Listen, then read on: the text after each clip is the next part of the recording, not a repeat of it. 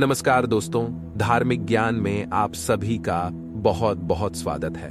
क्या आपको भी सपने में मरे हुए लोग दिखाई देते हैं? कुछ लोगों को सपने में अपने मृत पिता दिखाई देते हैं, तो कुछ को अपनी मृत मां। शायद आपने भी सपने में मरे हुए रिश्तेदारों को देखा होगा, लेकिन सुबह उठने के बाद आप उस सपने को नजरअंदाज कर देते हैं। क्या आपने कभी अपने मन में सोचा कि ऐसा सपना आपको क्यों दिखा? इस सपने का क्या मतलब हो सकता है? लेकिन दोस्तों, क्या आप जानते हैं कि जब हम सपने में मरे हुए रिश्तेदारों को देखते हैं तो हमें महत्वपूर्ण संकेत भी मिलते हैं। सपने में मरे हुए रिश्तेदारों को देखना कोई आम बात नहीं है। इसके पीछे एक गहरा रहस्य छिपा है, जिसका वर्णन हमारे पुराणों में किया गया है।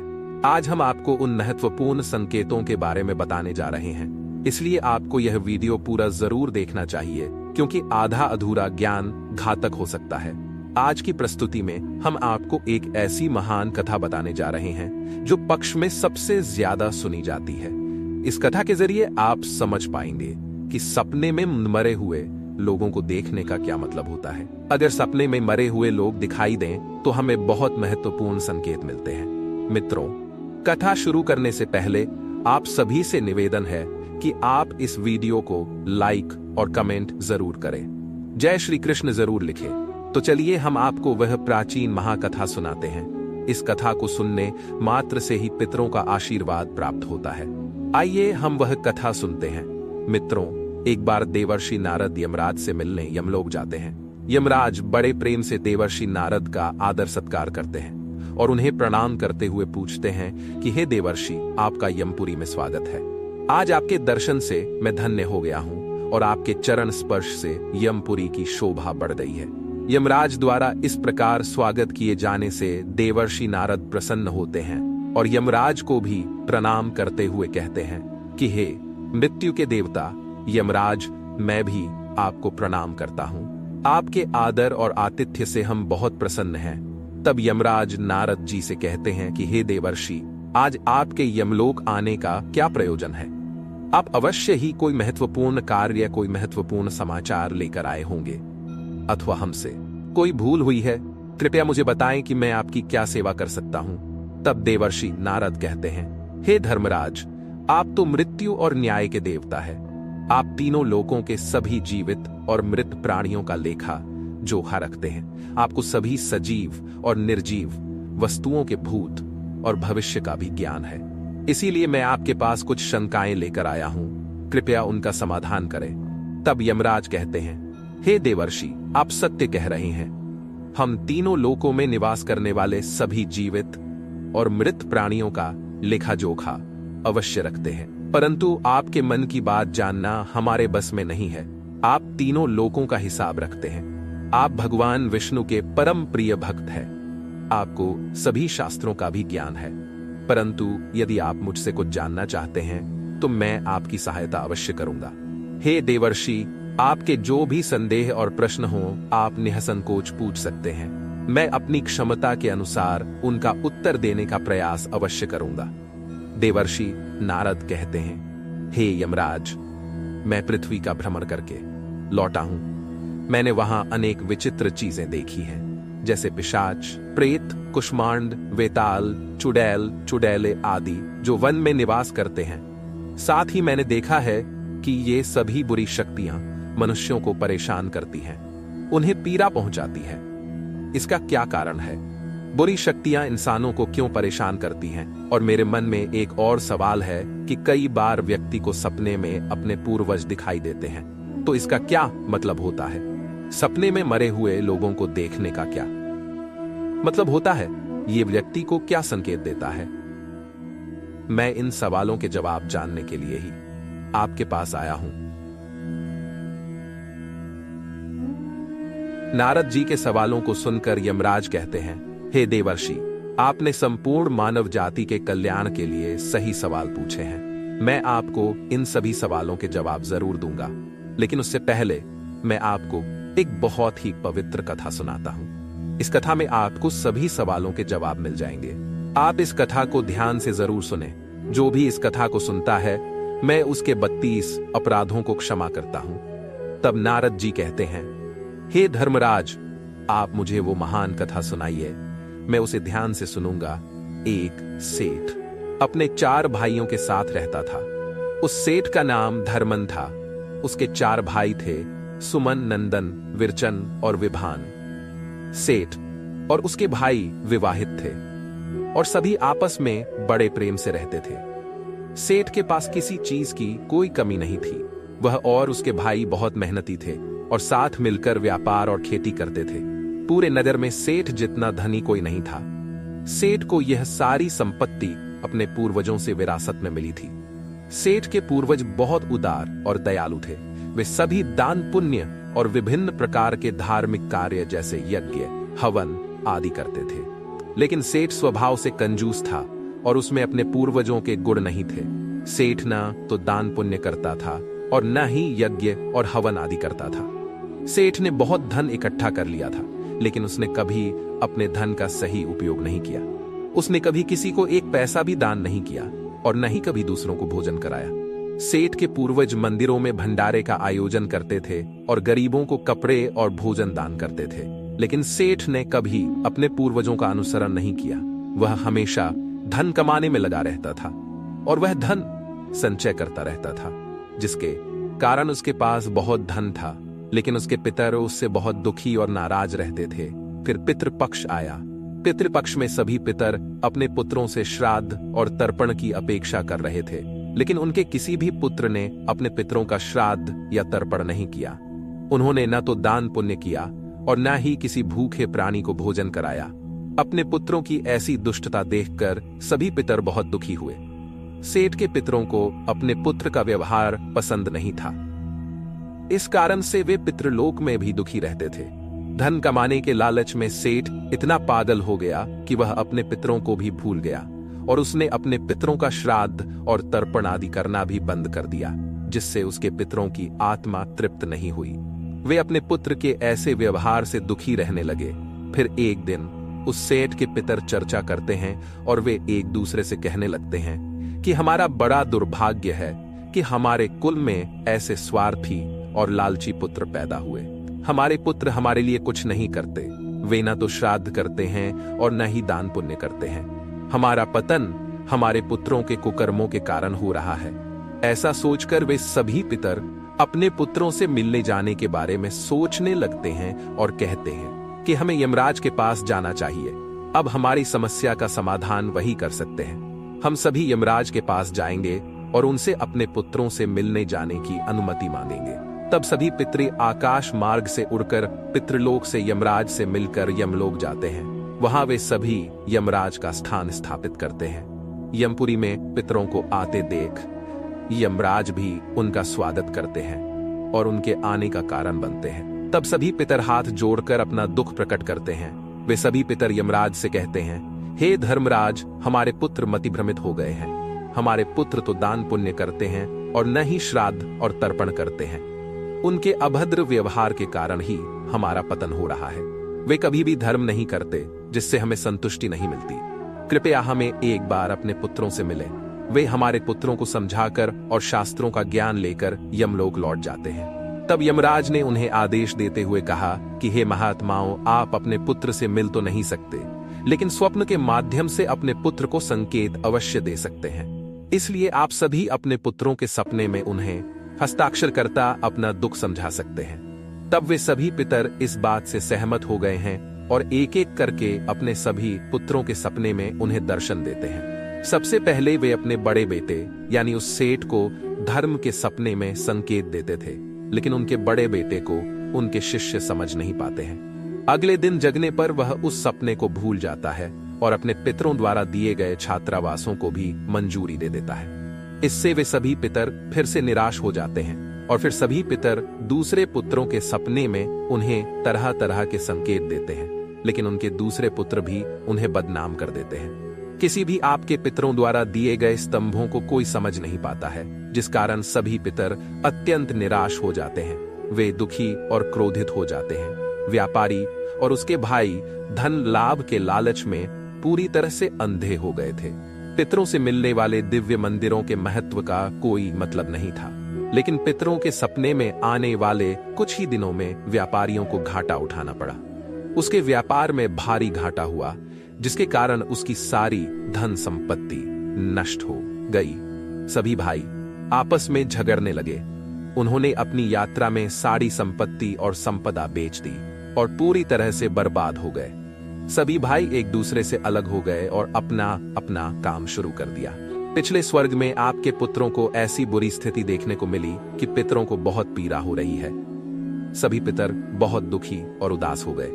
फिर वे सभी यमराज के पास गए और दर्शन किए कि हे धर्मराज, हम अपने पुत्रों की इतनी बुरी हालत नहीं देख सकते। हमारे पुत्रों ने हमारे द्वारा दिए गए सभी पुण्य कर्मों को नष्ट कर दिया है। कृपया कुछ ऐसा करें जिससे हमारे बेटों को उनकी गलती का पता चल सके।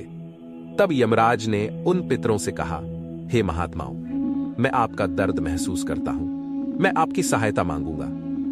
मैं स्वयं आपके पुत्रों के पास रेस्तरां और उन्हें उनकी गलतियों के बारे में बताऊंगा। फिर मित्रों, यमराज अपनी भैंसों पर सवार होकर धरती पर आए हैं और सेठों के घर की ओर गए हैं।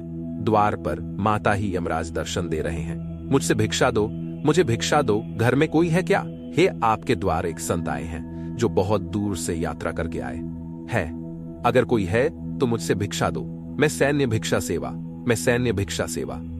संत के द्वार पर सेठ की पत्नी सुंदा उनका स्वागत करती है और कहती है, कृपया आइए, हे साधु महाराज, आपका स्वागत है। बताओ मैं तुम्हारी क्या सहायता कर सकता हूँ? साधु रूपी यमराज कहते हैं, हे देवी, मैं भूखा हूँ और यात्रा पर निकला हूँ। यदि मुझे दान में कुछ भोजन मिल जाए तो बड़ी कृपा होगी। तब सेठ की पत्नी कहती है, ठीक है साधु महाराज, आपका स्वागत है।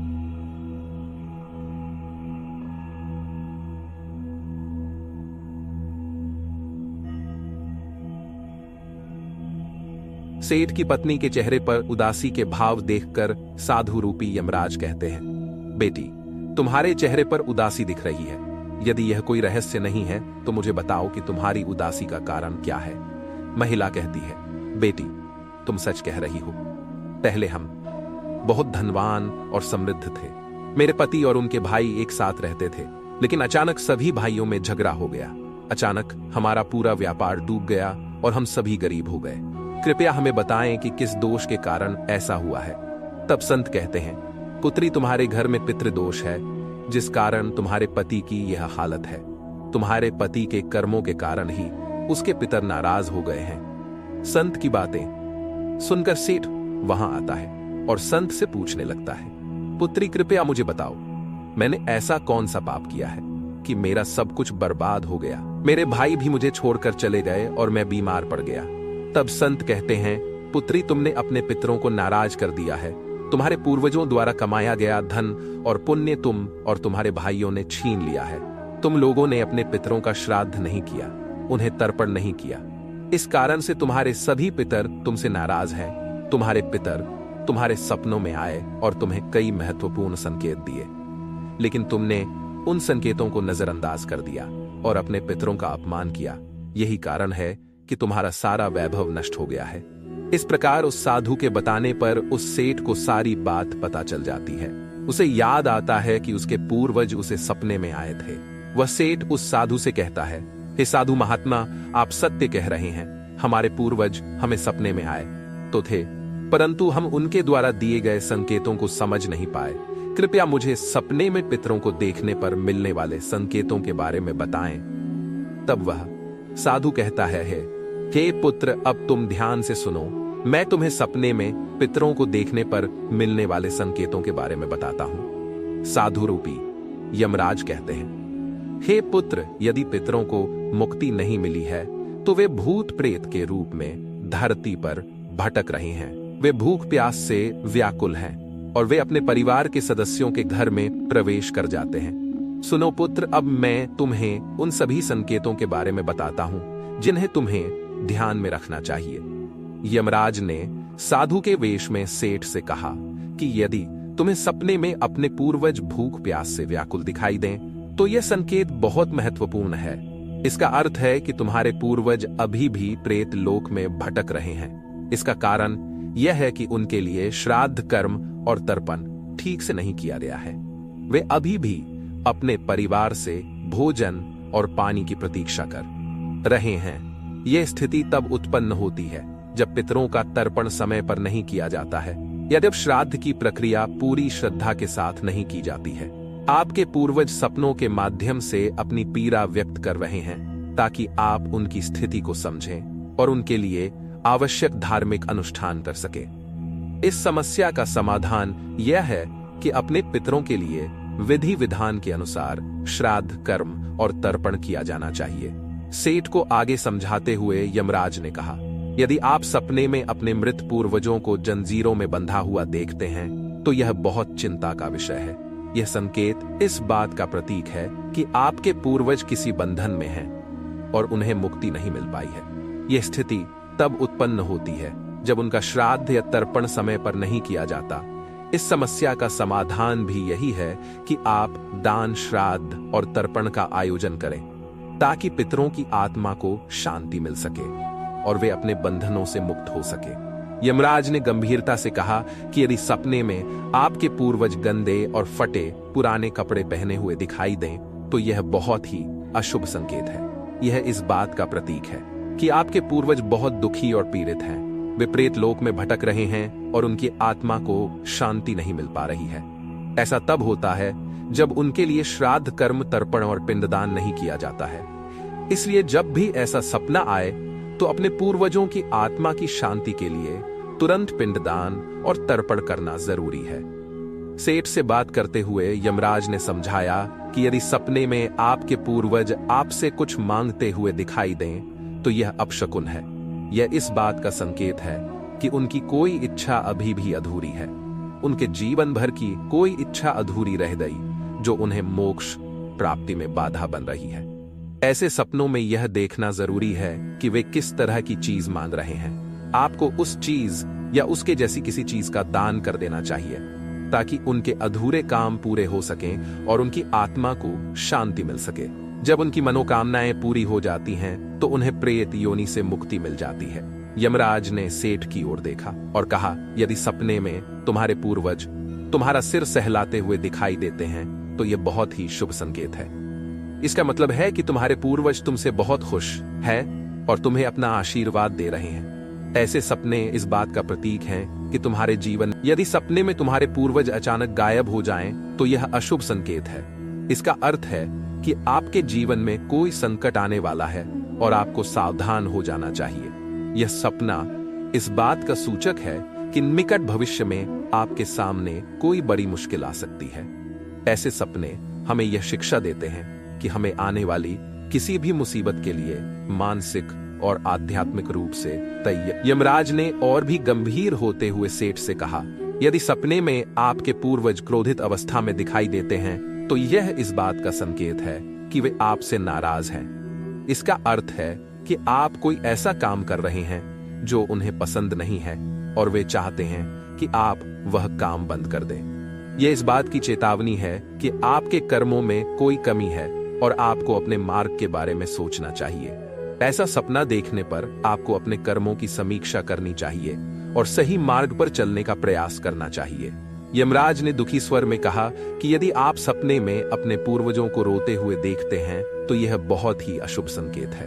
यह इस बात का प्रतीक है कि आपके जीवन में कोई बड़ा संकट आने वाला है और आपके पूर्वज उस संकट के कारण बहुत दुखी है। ये सपने चेतावनी देते हैं कि आपको सतर्क हो जाना चाहिए और अपना मन भगवान की भक्ति में लगाना चाहिए ताकि आप उस संकट से सुरक्षित रह सके। यमराज ने मुस्कुराते हुए कहा, अगर सपने में आपके पूर्वज स्वस्थ, प्रसन्न और तेजस्वी दिखाई दें तो यह बहुत ही शुभ संकेत है।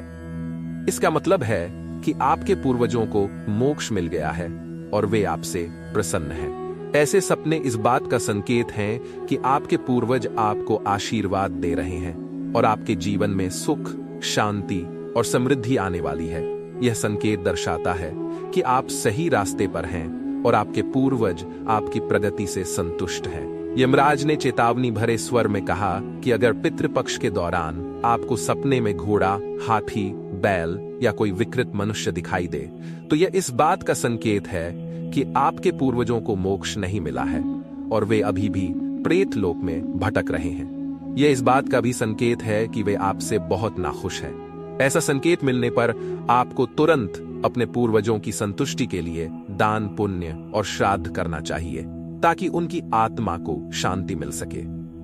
अंत में यमराज ने कहा कि अगर आपको सपने में कोई जानवर जैसे कुत्ता, बैल, गाय या कोई अन्य जानवर इंसान की तरह बात करते हुए दिखाई दे तो यह बहुत ही परेशान करने वाला संकेत है। इसका अर्थ है कि आपके पूर्वजों की आत्मा को शांति नहीं मिल रही है। यह इस बात का संकेत है कि आपने उनके लिए आवश्यक धार्मिक कृत्य अधूरे छोड़ दिए हैं। इस स्थिति में आपको अपने पूर्वजों की आत्मा की शांति के लिए तर्पण, पिंडदान या अन्य धार्मिक अनुष्ठान करके प्रार्थना करनी चाहिए। तब संत कहते हैं कि हे पुत्र, यदि तुमने भी ऐसे सपने देखे हैं तो तुम्हें अपने पूर्वजों को प्रसन्न करने के लिए दान, तर्पण, श्राद्ध आदि करना चाहिए, जिससे तुम्हारे सभी कष्ट दूर हो जाएंगे। संत की बात सुनकर उस सेठ को अपनी गलती का एहसास होता है और वह तुरंत अपने भाइयों के पास जाता है और उन्हें संत द्वारा बताई गई बातें बताता है। तब सभी भाई समझ जाते हैं कि उनके पूर्वज उनके सपने में आकर उन्हें संकेत दे रहे थे। फिर सभी भाई मिलकर नदी के किनारे जाते हैं। यदि सपने में पितर स्वस्थ दिखाई दें, उनके चेहरे पर तेज हो और उनके वस्त्र चमकीले और सफेद हो, यदि चंद्रमा का रंग लाल हो तो समझना चाहिए कि उन पितरों को मुक्ति मिल गई है। यदि सपने में पितर दूर आकाश में बादलों पर बैठे दिखाई दें तो यह शुभ संकेत है। मनुष्य के पितर बहुत प्रसन्न हैं और उसे आशीर्वाद दे रहे हैं। इस तरह उन सभी भाइयों को पितरों से शुभ संकेत मिलते हैं और उनकी सारी खोई हुई धन संपत्ति उन्हें वापस मिल जाती है और सभी भाई एक साथ रहने लगते हैं और 100 वर्ष तक सुखपूर्वक जीवन जीने के बाद दिव्य विमानों में बैठकर पितृलोक चले जाते हैं। तो मित्रों, इस तरह यमराज ने देवर्षि नारद को पितरों से प्राप्त संकेत बताए हैं। आपको यह कथा कैसी लगी हमें कमेंट करके जरूर बताएं। अगर जानकारी पसंद आई हो तो वीडियो को लाइक करें और कमेंट में जय श्री कृष्णा जरूर लिखें। साथ ही धार्मिक ज्ञान चैनल को सब्सक्राइब करें।